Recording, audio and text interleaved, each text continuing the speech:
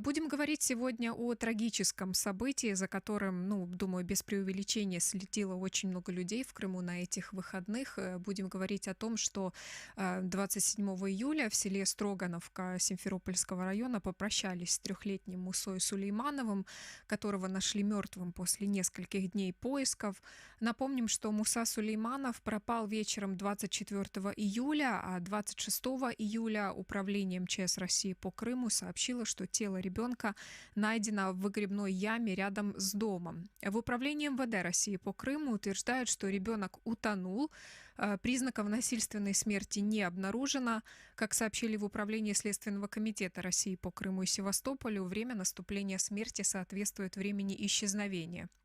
В Следственном комитете России объяснили, как так получилось, что, несмотря на массовую поисковую операцию, тело ребенка нашли вблизи дома только спустя почти 2 суток после его исчезновения. Давайте послушаем комментарий представительницы Следственного комитета России Ларисы Марковец для телеканала «Вести Крым». В данном случае все выгребные ямы были обследованы, и видимых причин наличия там тела не было, не просматривалось. Для этого была вызвана спецтехника, для того, чтобы всю воду вычистить и посмотреть, что в ней находится. Ну и в результате этих мероприятий было обнаружено тело ребенка. Поисками Мусы Сулейманова занималось несколько тысяч человек. Это не только российские профильные органы, поисково-спасательный отряд «Элиза Алерт», но и просто небезразличные крымчане. Вот что они рассказали российскому телеканалу «Вести Крым». В соцсетях увидела, что ребенок потерялся, а у меня внук такого же возраста. Разве можно тут спокойным оставаться? Люди уже с 6-7 начали собираться. Перерыли весь поселок. И прочесывали вот так вот лес. Лес тут, вот эти все холмы. Где-то до 5 утра мы искали, бесперестанно. Каждый дом, каждую постройку, каждый недострой, ямы, колодцы. Почему мы дали фрагменты сюжета «Вести Крым», а не, например, видео движения «Крымская солидарность»? Мы обратили внимание на то, что даже пророссийские или провластные крымские СМИ следили за ситуацией, сделали сюжеты, но есть один момент, на который они в своих сюжетах и материалах не обратили внимания или же просто обошли вниманием этот момент. Погибший мальчик, сын гражданского журналиста и фигуранта второго Симферопольского так называемого дела Хизбут-Тахрир Руслана Сулейманова. Руслана Сулейманова задержали после массовых обысков в Крыму в марте прошлого года. С тех пор он находится в СИЗО. Я напомню, что организация Хизбут-Тахрир внесена в список террористических в России, которая аннексировала Крым в 2014 году. Никто из фигурантов так называемых дел Хизбут-Тахрир в Крыму не признает своей вины. Они настаивают, что речь идет о политическом преследовании, о преследовании по религиозному признаку. Международный правозащитный центр «Мемориал» считает, в частности, Руслана Сулейманова политическим заключенным. Радио «Крым Реалии» будет следить за ходом расследования дела о гибели Мусы Сулейманова. Сегодня же в эфире мы поговорим о том, как живут семьи крымских политзаключенных после их задержания, в какой помощи нуждаются и кто оказывает им такую помощь в условиях, когда Крым аннексирован Россией, и как может помочь государство Украина таким людям.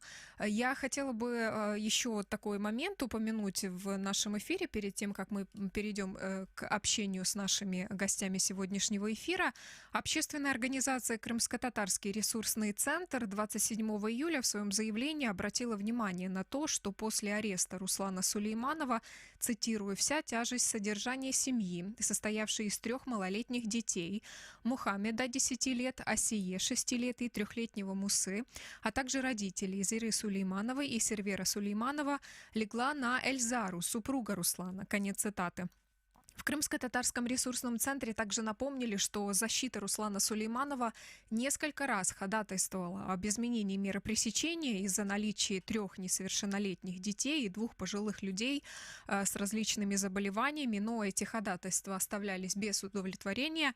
Вместе с тем, в конце июня, например, родственники Руслана Сулейманова узнали о том, что его перевели из СИЗО в психиатрическую больницу Симферополя на месяц для якобы проведения судебно-психиатрической психологической экспертизы. И вот упомянутый Крымско-татарский ресурсный центр заявляет о том, что считает причастными к гибели Мусы Сулейманова всех лиц, которые причастны к делу, по которому проходит его отец Руслан Сулейманов, и в связи с которым он не мог быть рядом с сыном. Организация приводит перечень этих людей в своем заявлении. Это судьи, прокуроры и следователи подконтрольных России органов власти в Крыму. Я напомню, что 27 июля проходило прощание с трехлетним Мусой Сулеймановым в Симферопольском районе. На этой церемонии присутствовала, в частности, и крымская правозащитница Лутфия Зудиева. Она с нами на прямой телефонной связи. Лутфия Ханум, добрый вечер. Добрый вечер.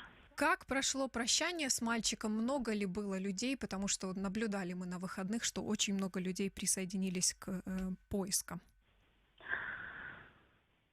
В Дженазе участвовало сегодня порядка 5-6 тысяч человек по разным данным, но приблизительно все называют такие цифры. И это с учетом того, что сегодня рабочий день, многие не смогли приехать в силу того, что не смогли отпроситься с работы. Тем не менее, вот пришло такое количество людей попрощаться. Атмосфера была напряженная. В первую очередь связана она с тем, что все очень глубоко переживают гибель этого ребенка. Каждый воспринимает Мусу сейчас как собственного ребенка. И вот среди крымских татар говорят, что Муса стал нашим общим ребенком. И мне кажется, не только крымских татар, а многих жителей Крыма.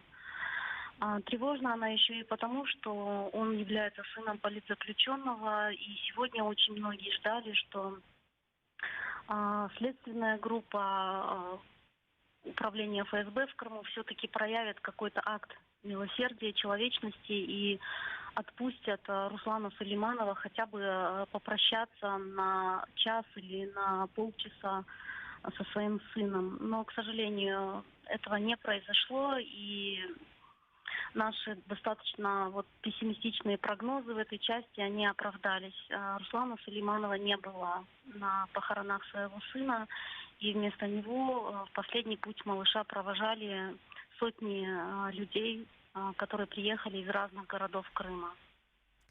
И вы, и другие участники движения «Крымская солидарность» держали в курсе того, как проходили поисковые работы в Крыму на этих выходных. Как эти работы проходили? Не препятствовали ли вам российские органы правоохранительные? Поиски начались практически сразу после того, как супруга Руслана Сулейманова, Эльзара, проинформировала активистов о том, что ребенок исчез. Они пытались в течение часа самостоятельно найти ребенка, потом, когда стало темнеть, и они понимали, что их сил не хватает для того, чтобы найти Мусу, они обратились к активистам. И здесь уже все происходило настолько молниеносно, что даже представители поисково-спасательного отряда Лиза Алерт, которые работали вместе с волонтерами 2 дня, они поделились своим собственным впечатлением, своим мнением, что за много лет их работы они впервые видят такой уровень самоорганизации, такой уровень единства, причем единство не только среди крымских татар, а там были и армяне, и украинцы, и русские, и греки. Я сама лично общалась с разными людьми за эти 2 дня. И я видела в глазах этих людей искреннее желание помочь. Я видела, как они проделывали огромное количество расстояния, проходили километры, пешком возвращались, отдыхали и снова уходили искать ребенка. То есть происходило что-то невероятное на наших глазах. И я думаю, что мы все это запомним, и что все это произошло не просто так. Лутфия Ханум, я хотела бы задать отдельно вопрос по поводу семьи Сулеймановых. Осталось 2 детей, 2 престарелых родителей Руслана Сулейманова, жена Эльзара.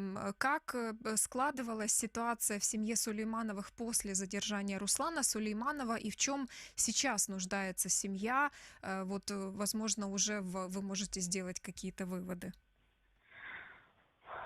Они в таком достаточно тяжелом эмоциональном и психологическом состоянии. Это связано с рядом факторов. Вот вы сейчас задавали вопрос по поводу работы органов правоохранительных в связи с пропажей Мусы. Вот дело в том, что они практически сразу подключились к поискам, но поскольку это маленький ребенок, они отрабатывали абсолютно разные версии его исчезновения.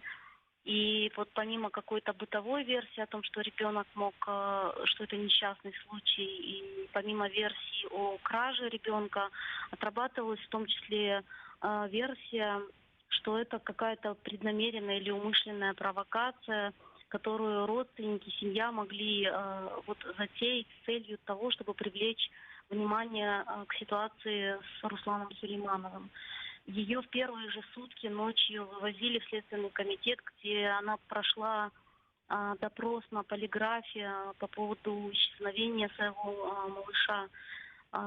Я надеюсь, что следователи удовлетворились результатами этого допроса, и этого будет достаточно для того, чтобы отвести какие-то вообще теоретические даже сомнения в отношении мамы, которая просто убита горем, которая вот 2 или 3 дня просто находится на успокоительных, на сердечных лекарствах.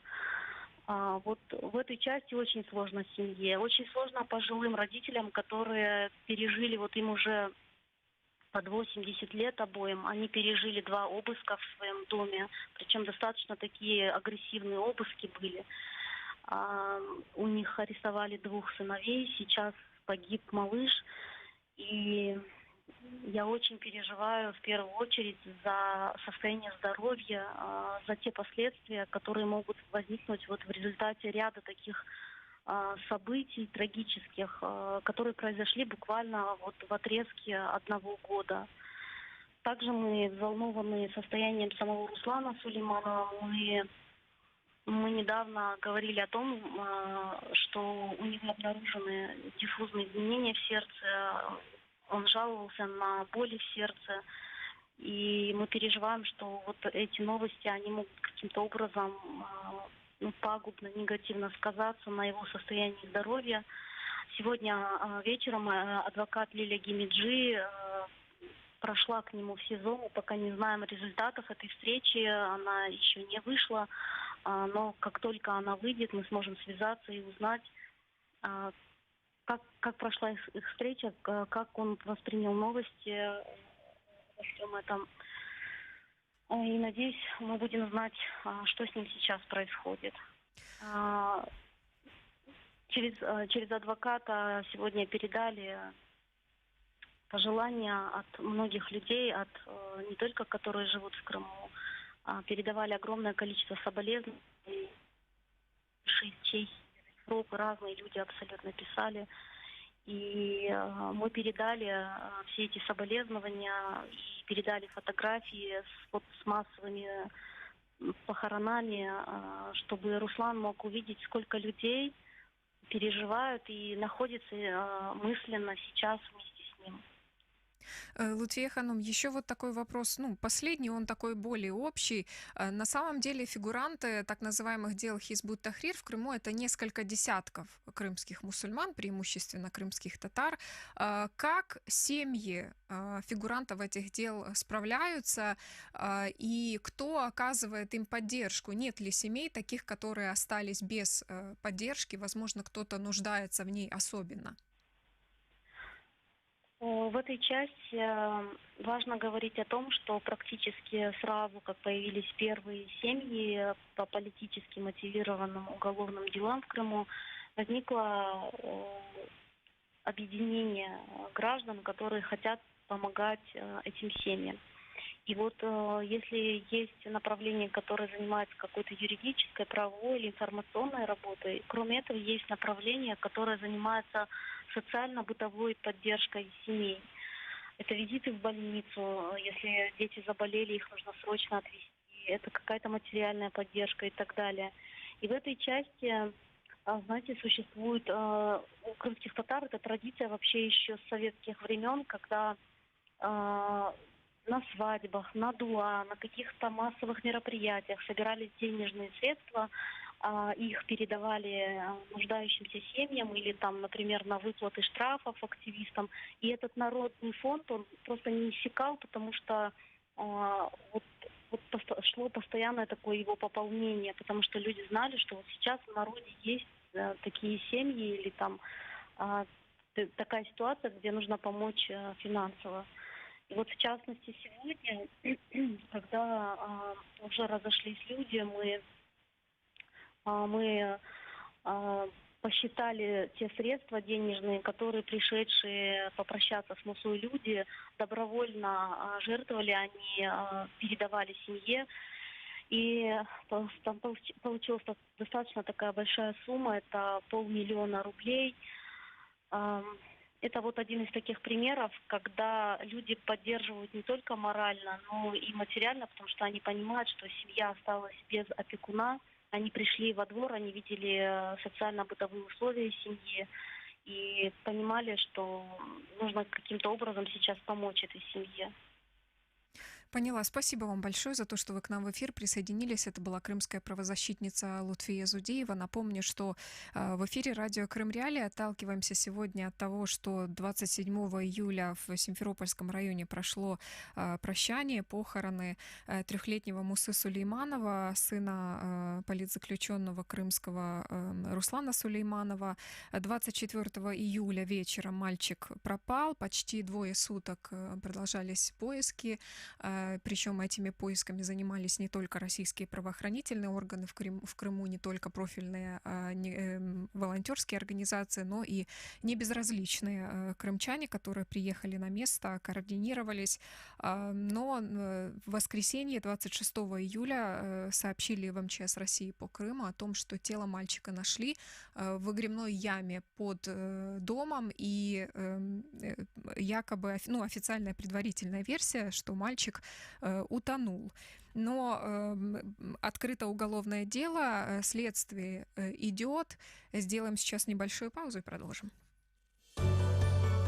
21 сентября 2015 года вы впервые услышали радио Крым Реалии, а мы впервые вышли в эфир. Каждый день мы готовим новости, ток-шоу и авторские программы. И все потому, что крымчане имеют право знать.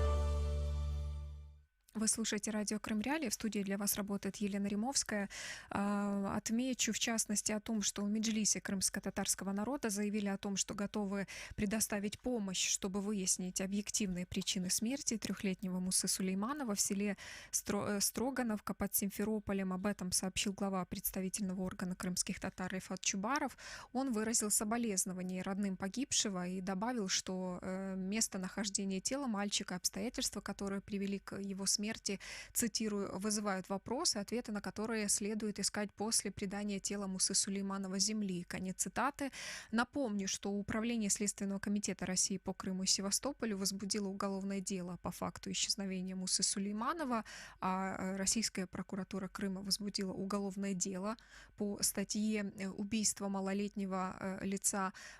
И вот такие вот новости. И отмечу также, что в эфире радио Крым Реалии сегодня, отталкиваясь от этой новости, мы решили поговорить о том, вообще, какова поддержка семей крымских политзаключенных, потому что, как обратили внимание профильные правозащитные организации, после того, как отец Мусы Сулейманова, Руслан Сулейманов, был задержан по одному из так называемых дел Хизбут Тахрир, его семья осталась фактически на содержании жены Эльзары, а семья — это 3 детей, и это родители Руслана Сулейманова.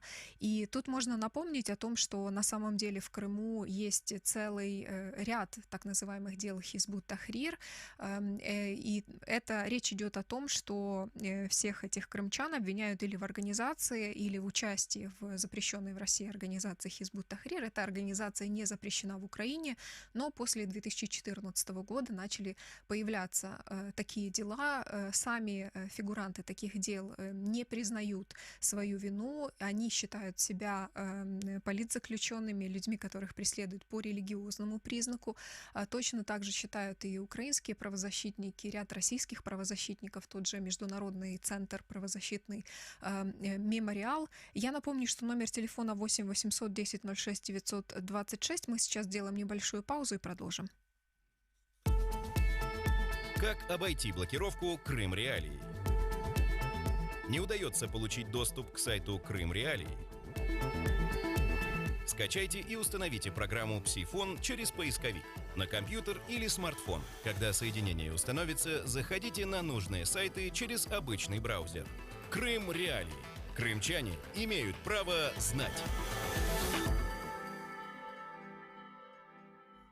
Вы слушаете радио «Крым Реалии». В студии для вас работает Елена Римовская. Отмечу, что общественная организация «Крымско-татарский ресурсный центр» в своем заявлении обратила внимание на то, что после ареста Руслана Сулейманова, цитирую, «вся тяжесть содержания семьи, состоявшей из 3 малолетних детей, а также родителей Зиры Сулеймановой и Сервера Сулейманова легла на Эльзару, супругу Руслана». В Крымско-татарском ресурсном центре напомнили, что защита Руслана Сулейманова несколько раз ходатайствовала об изменении меры пресечения из-за наличия 3 несовершеннолетних детей, 2 пожилых людей с различными соматическими заболеваниями, но эти ходатайства оставались без удовлетворения. Вместе с тем, в конце июня родственники Руслана Сулейманова узнали о том, что его перевели из СИЗО Симферополя в психиатрическую больницу. Вот если вы слушали внимательно то, что рассказывала Лутфия Зудеева, она говорила о том, что переживают за состояние здоровья Руслана Сулейманова, но вместо того, чтобы его перевели в медицинское учреждение по тому профилю, который его беспокоит, его перевели на месяц из СИЗО на судебно-психиатрическую экспертизу в рамках дела. Крымско-татарский ресурсный центр заявляет о том, что считает причастными к гибели Мусы Сулейманова всех лиц, которые причастны к делу, по которому проходит его отец Руслан Сулейманов, и в связи с которым он не мог быть рядом с сыном. Организация приводит перечень этих людей. Это судьи, прокуроры и следователи подконтрольных России органов власти в Крыму. Отмечу также, что в Меджлисе крымско-татарского народа заявили о том, что готовы предоставить помощь, чтобы выяснить объективные причины смерти 3-летнего Мусы. И тут стоит обратить внимание на то, что по данным Министерства иностранных дел Украины на данный момент в России и аннексированном Крыму под стражей находится около 120 граждан Украины. Их Украина считает политическими заключенными. А среди крымчан больше всего политузников. Это крымские мусульмане, фигуранты так называемых дел Хизбут-Тахрир.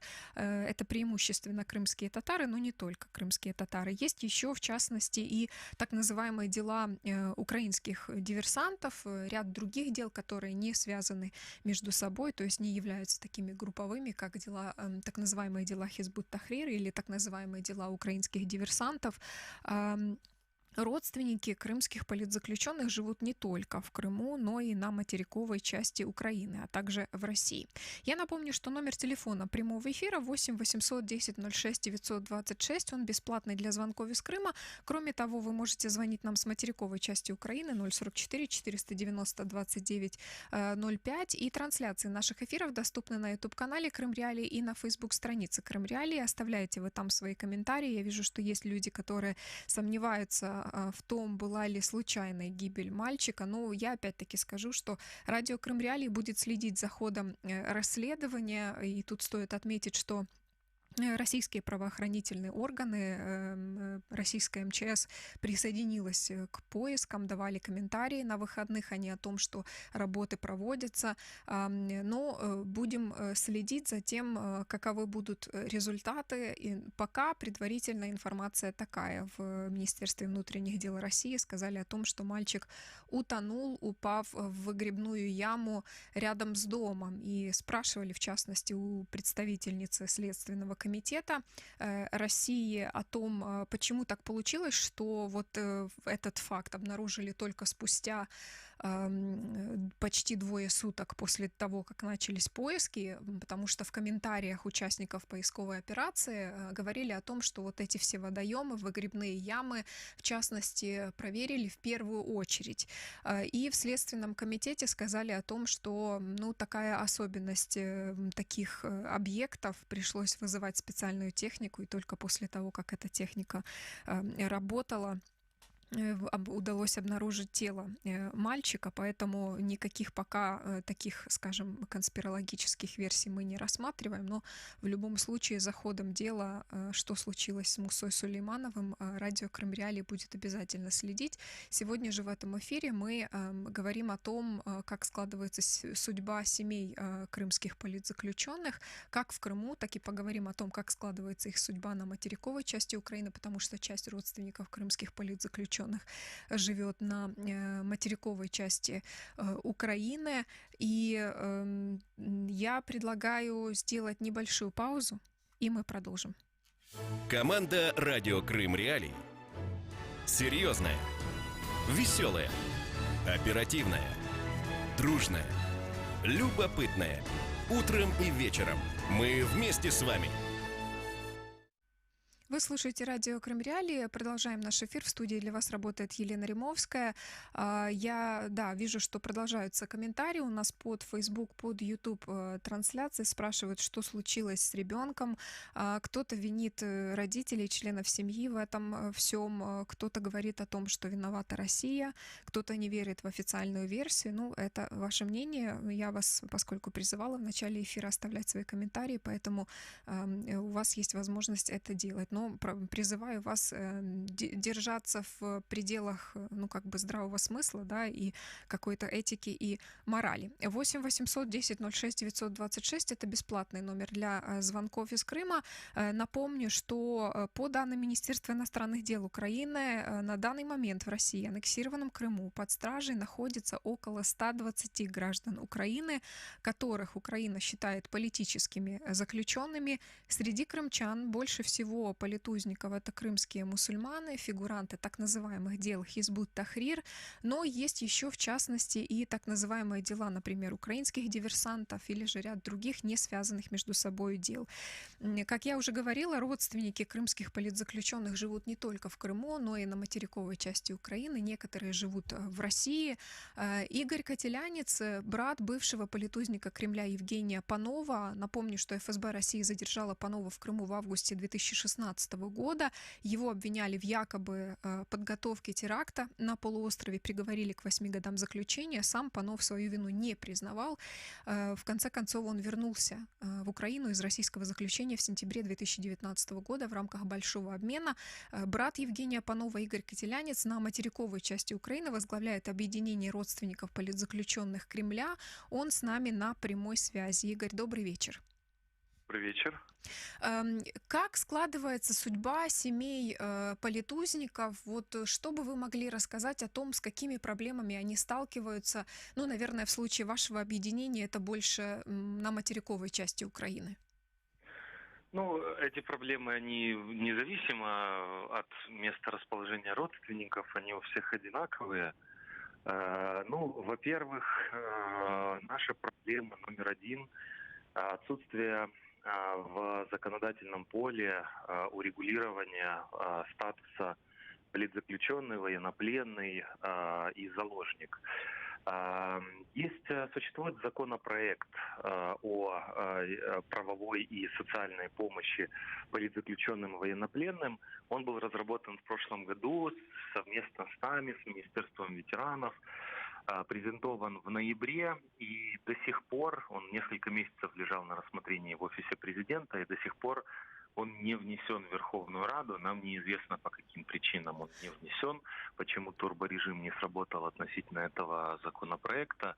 Почему он важен? Этот законопроект юридически определяет критерии, кто является политзаключенным, военнопленным, либо заложником внаследок в результате агрессии, российской агрессии, и гарантирует, что эти люди будут иметь защиту правовую и социальную от государства. До этого момента, напомню, все вопросы, связанные с освобождением или с помощью политзаключенным, они находились чисто в политической плоскости. То есть если тема распиарена, если люди об этом говорят, если общество этого требует, то власть просто видит по своим замерам, социологическим исследованиям и начинает что-то делать. Как только они что-то сделают, общество успокаивается на какое-то время, на год, на два, и они перестают что-либо делать. Если бы этот вопрос был законодательно урегулирован, они были бы обязаны защищать, продолжать защищать и добиваться освобождения, независимо от того, есть в обществе запрос или нет в обществе запроса, это стало бы их обязанностью. К сожалению, законопроект этот так до сих пор и не принят. Но если говорить о каких-то таких практических вещах, да, вот в этом году родственники пока еще ни разу не получали помощь от государства. Я напомню, что существует постановление Кабинета министров, согласно которому семья политзаключенного имеет право получить материальную помощь 100 тысяч гривен раз в год. Это деньги на адвоката, на посылки. Понятное дело, что в год тратится гораздо больше, чем 100 тысяч гривен, но тем не менее хоть какое-то подспорье. В связи с тем, что ликвидировали Министерство ветеранов, снова реанимировали Министерство реинтеграции, уже прошла большая часть года, но Министерство реинтеграции до сих пор не приступило к рассмотрению заявлений от родственников на выделение этой помощи. Тот факт, что они не приступили, говорит о том, что они нарушили порядок, потому что постановление их обязывает рассмотреть и дать ответ в течение месяца или в течение 20 дней, сейчас точно не скажу. То есть помощь эта не выделяется. Мы просили, и третий вопрос, наверное, выделю, что мы просили давно о том, что мы хотели бы возобновления коммуникаций Офиса президента с родственниками, с нашим объединением родственников политзаключенных Кремля. Такая коммуникация была прекращена с начала этого года. По каким причинам нам неизвестно. Проводили мы акции, флешмобы и призывали офис президента возобновить, скажем так, коммуникацию с родственниками. Что это за коммуникация? Да?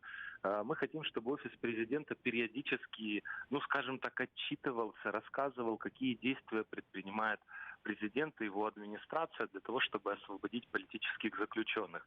Полгода не вели с нами такую коммуникацию. Где-то несколько недель назад, наверное, недели 3 назад собрали в офисе президента представителей родственников.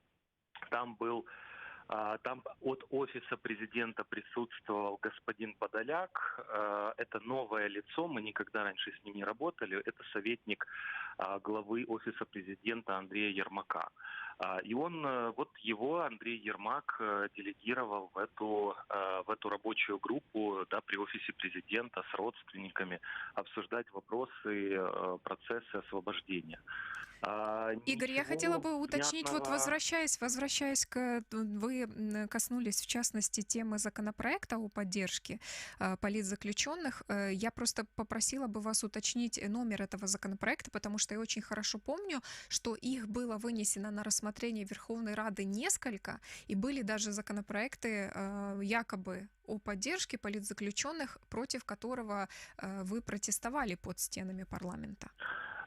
Я все-таки, заканчивая мысль о том, кого делегирует офис президента в рабочую группу с родственниками, закончу просто мысль о том, что господин Подоляк через 2 дня после того, как поучаствовал с нами в этой рабочей группе, написал пост, очень критичный пост относительно Олега Сенцова, назвав его чуть ли не бездарью и приспособленцем, просто как какой-то шквал критики. И у нас вообще в принципе возникли сомнения, что офис президента как-то серьезно настроен освобождать в дальнейшем политзаключенных, если он направляет человека, который, в принципе, даже не смог не оскорбить ту категорию граждан, которую он якобы стремится защищать. Относительно номера законопроекта, дело в том, что у этого законопроекта был бы номер, если бы его внесли в Верховную Раду, на рассмотрение Верховной Рады. В прошлом году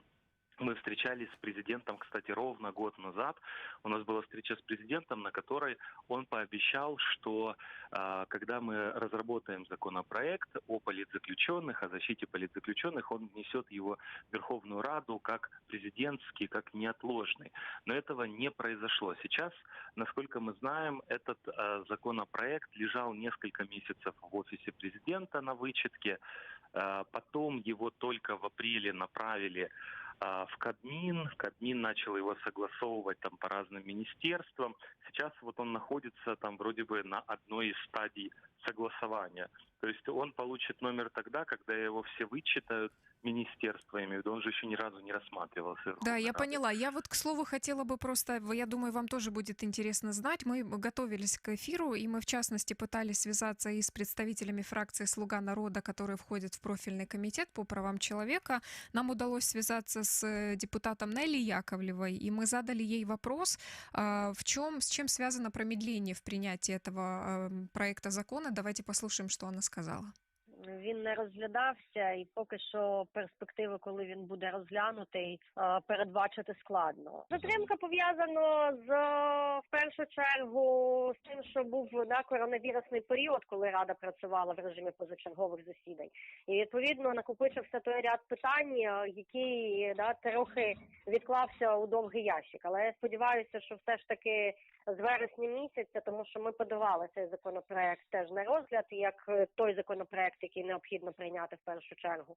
Але будемо сподіватися, що на осінь він все ж таки буде винесений. Питання політв'язнів і взагалі питання того, як ми можемо захищати їх родини, воно є достатньо дискусійним з точки зору права. Тому що якщо ми надаємо преференції якісь певні на законодавчому рівні їх закріплюємо, то відповідно далі виникає питання їх реалізації. В мене є думка про те, що це питання може корелюватися, власне, тільки на рівні, скажімо так, певних правил гри, які встановлюються неформальними суб'єктами. Умовно кажучи, це швидше питання політичних перемовин, в тому числі і в рамках тристоронньої контактної групи, і по дипломатичним каналам. Але наскільки це можна відредагувати саме і відрегулювати на законодавчому рівні, особисто я маю сумнів, що такі преференції будуть давати реальний захист тим жертвам або ж людям, які є політв'язнями.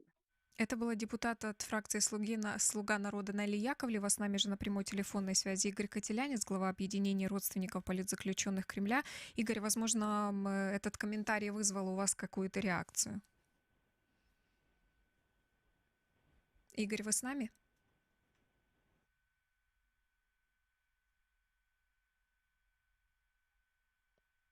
Пытаемся связаться с Игорем Котелянцем, главой объединения родственников политзаключенных Кремля. Я напомню, что одно из требований, которые озвучивают родственники, это принятие Верховной Рады Украины проекта закона о поддержке политзаключенных, потому что пока, как обратил внимание Игорь Котелянец в нашем разговоре, нет правового регулирования этого вопроса, соответственно, нет возможности, в частности, у родственников политзаключенных получать помощь в полном объеме и вне зависимости от того, насколько дело того или иного политзаключенного является публичным, медийным, а и вот чтобы был в Украине вот такой статус политзаключенного. 8 800 10 06 926, бесплатный номер для звонков из Крыма. Мы попытаемся все-таки связаться с Игорем Котелянцем. И напомню, что он является главой объединения родственников политзаключенных Кремля. Такие родственники живут не только в Крыму, но и на материковой части Украины. Отталкиваемся мы сегодня от новости о гибели 3-летнего Мусы Сулейманова в Крыму. Он сын одного из фигурантов дела Хизбут Тахрир и Руслана Сулейманова. И в этой связи мы решили поговорить о том, с какими трудностями, в частности, поддержки семей сталкиваются родственники политзаключенных как в Крыму, так и на материковой части Украины. Сделаем небольшую паузу, продолжим.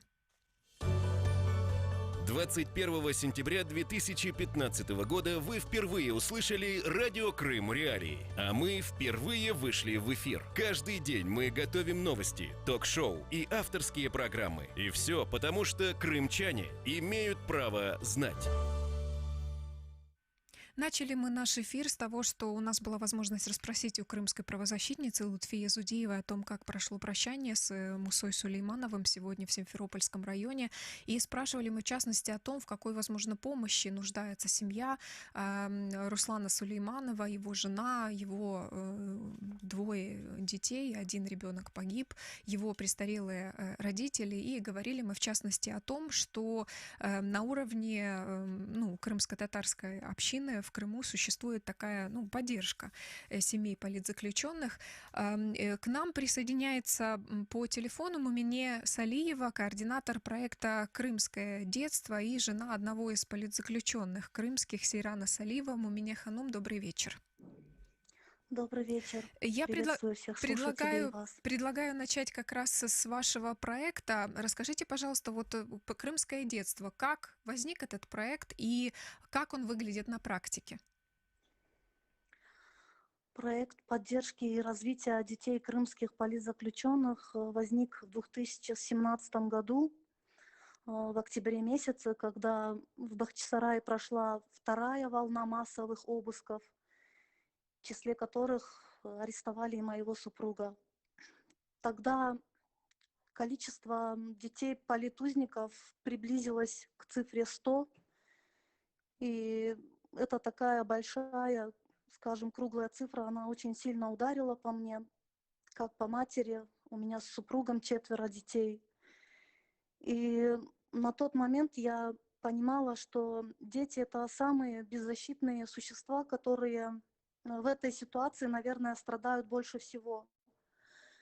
И на тот момент уже была определенная практика, когда после арестов дети, видящие своих пап на полу, в наручниках, когда вооруженная артиллерия врывается в дома, когда ломают двери, окна, это имеет после себя очень тяжелые последствия. Эти дети нуждаются в заботе, в реабилитации, а также к адаптации уже к новым сложившимся реалиям.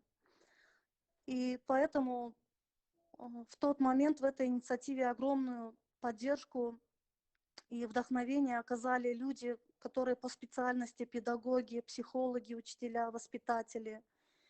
И возник этот проект, в рамках которого мы ежемесячно встречаемся с детками, проводим с ними различного рода интеллектуальные мероприятия, где на мероприятиях работают с ними психологи, проводят различного рода тренинги, мастер-классы, экскурсии. Во время наших праздников также организация больших мероприятий для них, чтобы даровать им те краски детства, которые у них отобрали незаслуженно. Муса Сулейманов был самым младшим нашим подопечным, который активно посещал мероприятия крымского детства. И сегодня он от нас ушел. Мумине Ханум, я бы хотела, не так, к сожалению, много времени у нас остается, я бы хотела задать вопрос как раз по поводу того, как складывалась судьба вашей семьи после задержания мужа в 2017 году. Оказывали ли и продолжают ли оказывать вам поддержку? Да, безусловно, нашей семье, в частности, так же, как и другим семьям политузникам, оказывают различного рода и способами помощь, начиная от материальной, заканчивая моральной, психологической. И в частности хотелось бы затронуть общественное объединение «Бизим Балалар», которое в переводе означает с крымско-татарского языка «наши дети», в рамках которого народ, в частности, и люди в целом финансово поддерживают детей политузников. Стоит затронуть одну из веток крымской солидарности, это отдел взаимодействия с семьями, в рамках которых проводятся различного рода и формы помощи, как в бытовых вопросах, это постройка дома, например, или решение каких-то строительных или же по мелочи вопросов. Это и ряд других инициатив, как, например, встречают женщин массово у роддома, потому что у нас на сегодняшний день 15 детей, которые рождаются после арестов отца, и это те женщины, которые нуждаются и в материальной, и в моральной поддержке, и ряд других инициатив, которые по сей день существуют и продолжают возникать, и это показатель того, что сегодня общественность как в Крыму, так и за ее пределами не признает те обвинения, которые сегодня навешивают на крымско-татарский народ и на ряд уголовных дел по политическим мотивам. Мумине Ханум, спасибо вам большое за то, что вы присоединились к нам в эфир. Это была Мумине Салиева, координатор проекта «Крымское детство» и жена политзаключенного Сейрана Салиева. Я напомню, что российские силовики задержали Сейрана Салиева в октябре 2017 года. Его обвинили в участии в запрещенной в России организации Хизбут Тахрир. Сейран Салиев фигурирует в так называемом бахчисарайском деле. Хизбут Тахрир, Международный правозащитный центр «Мемориал», признал его политзаключенным. У Сейрана и Мумине Салиевых 4 детей. Вот у нас была возможность не только расспросить у Мумине Ханум о ее проекте «Крымское детство», но и о том, с какими проблемами ее семья столкнулась после того, как мужа задержали, и сейчас он уже находится в заключении. Отмечу, что 26 июля офис президента Украины сообщил о том, что Владимир Зеленский провел телефонный разговор с президентом России Владимиром Путиным. Президент Украины Зеленский, в частности, поднял вопрос освобождения крымского татарина Руслана Сулейманова в связи с трагической гибелью его 3-летнего сына. Далее цитата. Президент Украины особо отметил необходимость дальнейших практических шагов в вопросе освобождения удерживаемых украинских граждан, которые находятся на временно оккупированных территориях Донбасса и Крыма, а также в Российской Федерации. Конец цитаты. Об этом говорится в сообщении Офиса президента Украины. В релизе на сайте Кремля обсуждение вопроса Крыма и в целом темы политузников не упоминается. Перед эфиром радио Крым Реалии удалось пообщаться с заместителем министра иностранных дел Украины Эмине Джипар. Первый вопрос, который мы задали: пыталась ли украинская сторона добиться от российской стороны в аннексированном Крыму независимой судебной экспертизы тела Мусы Сулейманова, и какие шаги предприняло Министерство иностранных дел Украины после новости о гибели мальчика.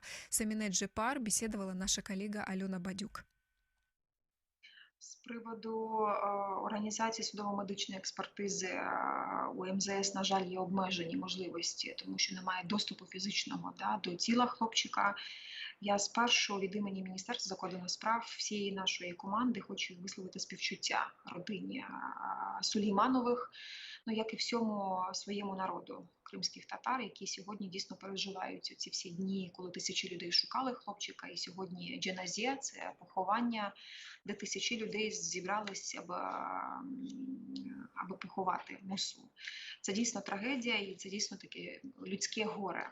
З іншого боку, ми донесли цю інформацію взагалі про і зникнення хлопчика, і потім про процес пошуків, і фактично про ті обставини, які для нас є на сьогодні наявними, до наших міжнародних партнерів. І я під час деяких своїх зустрічей це проговорювала окремо. Тепер і ми сподіваємося, що відповідні слідчі дії і відповідна експертиза дасть нам можливість розуміти, як далі рухатись. Бо тут дійсно за інформацією Кримської солідарності, з якою ми співпрацюємо з точки зору захисту наших громадян на окупованих територіях, є багато нюансів, на які ми маємо додатково звертати увагу, і ми точно плануємо цю додаткову увагу звертати при вивченні цього питання для себе і потім фактично розуміння, як далі рухатись. Загибель Муси Сулейманова актуалізувала, зокрема, тему кримських політичних в'язнів Кремля. Які можливості є наразі у Міністерстві закордонних справ у питанні звільнення політичних в'язнів? Які кроки вживає наразі відомство? У нас тут це питання багатовимірне. Тобто ми тримаємо питання підтримки політичних в'язнів громадян України на багатьох можливих майданчиках і рамках. Тобто перша, напевно, головна історія, яка відбулася в липні місяці, 1 липня, ми провели перше засідання платформи міжнародної дії звільнення українських політв'язнів Росією. Це така довжезна назва. Втім, ми намагались об'єднати ключових гравців, хто сьогодні фактично в полі захищає і фізично в Криму, і тут на рівні і органів влади, і на рівні правозахисних організацій, створити майданчик, де ми могли б координувати наші зусилля. Вони однозначно мають бути координованими, тому що далі питання підтримки цих людей, ми розуміємо, що ключова – це публічність. Коли про цих людей говорять в Організації Об'єднаних Націй, в Раді Європи, в ОБСЄ, на рівні Європейського парламенту, коли про цих людей говорять, це дозволяє нам розуміти, що принаймні умови утримання сотні наших громадян в російських буцегарнях або в окупованому Криму будуть більш-менш пристойними. Я кажу більш-менш, тому що ми розуміємо, що, звісно, ідеально це коли немає окупації, немає такого явища, як політичні в'язні. І на цій платформі, на її першому засіданні, ми якраз говорили про те, як ми рухаємось. Ми поділилися деяким нашим баченням, ми отримали фідбек від правозахисних організацій, як вони би це бачили. І, в принципі, ми вважаємо таку логіку процесу дуже відкритою, інклюзивною, чесною і щирою. По вже конкретних заходах, буквально на виконання рішень цієї платформи, ми минулого тижня оголосили про безстрокову кампанію по підтримці громадянських журналістів.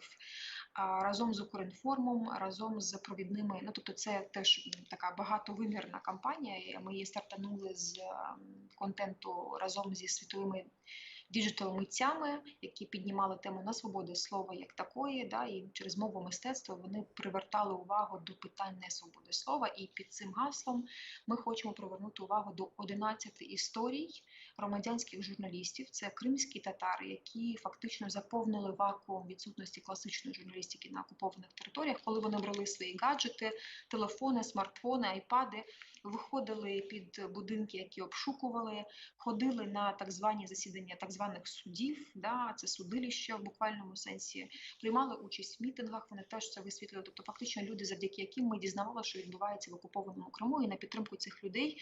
І, до речі, один з них – це якраз Руслан Сулейманов, це батько Муси. В цьому списку громадянських журналістів, яких ми сьогодні беремо для більш активної своєї роботи.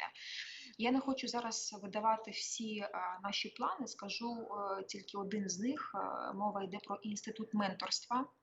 Ми хочемо, аби про цих людей говорили авторитетні в світі люди, через яких ми хочемо ці історії доносити до більш широкого кола людей. Тобто однозначно, і ми всі це розуміємо, і не маємо теж мати ілюзії, що ключова сьогодні наша можливість і задача МЗС – це надавати цим історіям максимальну публічність.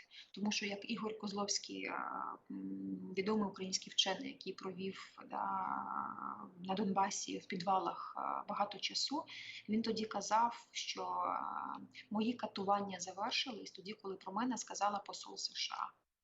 І ця логіка, вона дійсно працює. Коли про цих людей говорять, окупант не дозволяє собі нелюдського ставлення по відношенню до таких громадян. І ще таке питання, пані Еміне. Вчора, 26 липня, Офіс президента України повідомив про телефонну розмову Володимира Зеленського і Володимира Путіна на вихідних. І за даними Банкової говорили, зокрема, про звільнення Руслана Сулейманова, батька Муси, загиблого хлопчика. Що відомо МЗС про ці перемовини, якщо щось відомо, і наскільки реально цього досягти наразі, тобто звільнення Руслана із в'язниці? Знаєте, всі зусилля України, які є в цьому випадку скоординованими, тобто Міністерство закордонних справ поінформовано про хід і перебіг діалогу між президентом України і Путіним.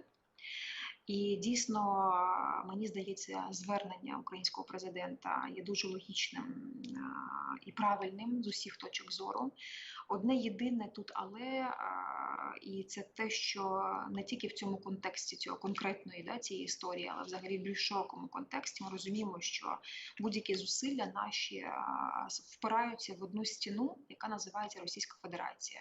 От починаючи від можливості запросити і в'їхати моніторинговим місіям міжнародних організацій фізично в Крим, до звільнення політичних в'язнів,